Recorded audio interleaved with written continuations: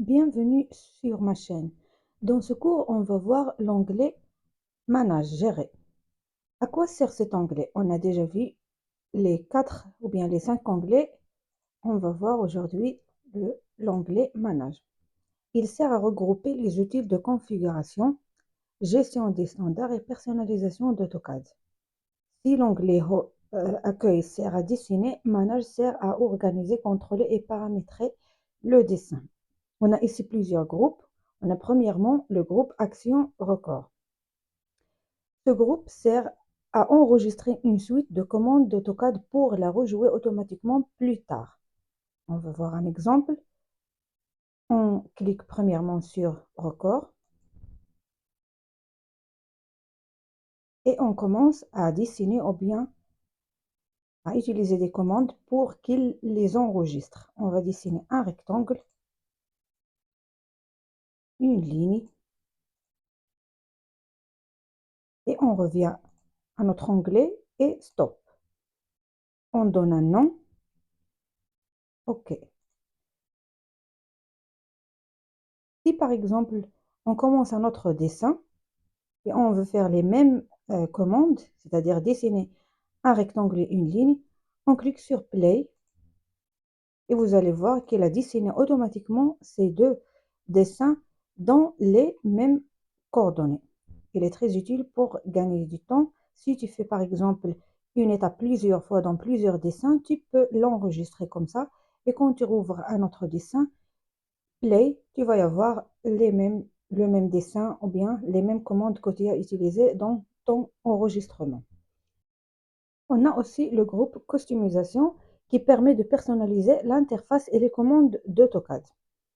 Il y a plusieurs ici commandes. On a la première commande pour l'interface. Si par exemple, euh, ici tu peux modifier le ruban, les menus, les barres d'outils, etc. En cliquant sur cette commande, il va y avoir une boîte de dialogue qui te permet de changer le menu ou bien le ruban ou bien les barres de tiles, etc. Nous avons ici tous les fichiers qu'on a. Si par exemple vous voulez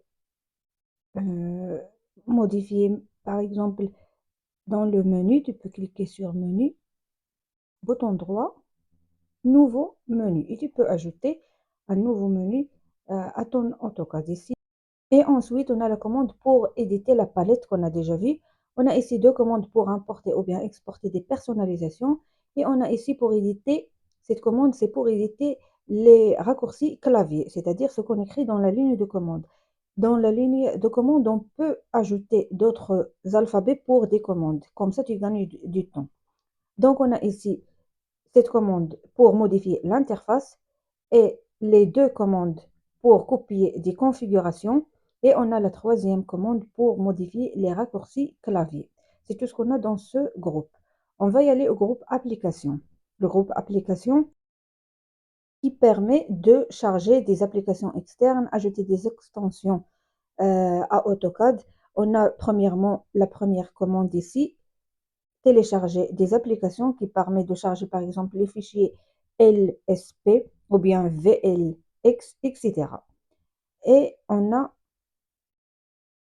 la commande run script qui permet d'exécuter plusieurs commandes automatiquement à partir d'un fichier. Donc c'est tout ce qu'on a dans le groupe application qui sert, comme j'ai dit, de télécharger des applications. Et on a enfin le dernier groupe CAD standard. Ce groupe sert à définir des règles du dessin, vérifier que le dessin respecte ces règles et corriger automatiquement les erreurs. Il nous permet de contrôler le dessin et de respecter les normes du projet ou de l'entreprise. On a trois commandes ici. On a premièrement configurer qui permet d'associer un fichier de standard au dessin. Et on a ensuite la commande check qui permet de vérifier si le dessin respecte à les règles définies. Et on a aussi pour la troisième commande pour les calques. C'est tout ce qu'on a dans ce groupe. Donc ce groupe nous permet de garantir que tous les dessins respectent les mêmes règles. Donc, pour résumer notre cours, cet onglet nous aide dans la configuration et la gestion des standards de notre programme et ce groupe Action Raccord nous aide à enregistrer plusieurs commandes qu'on utilise le plus souvent pour ne pas les répéter à chaque dessin.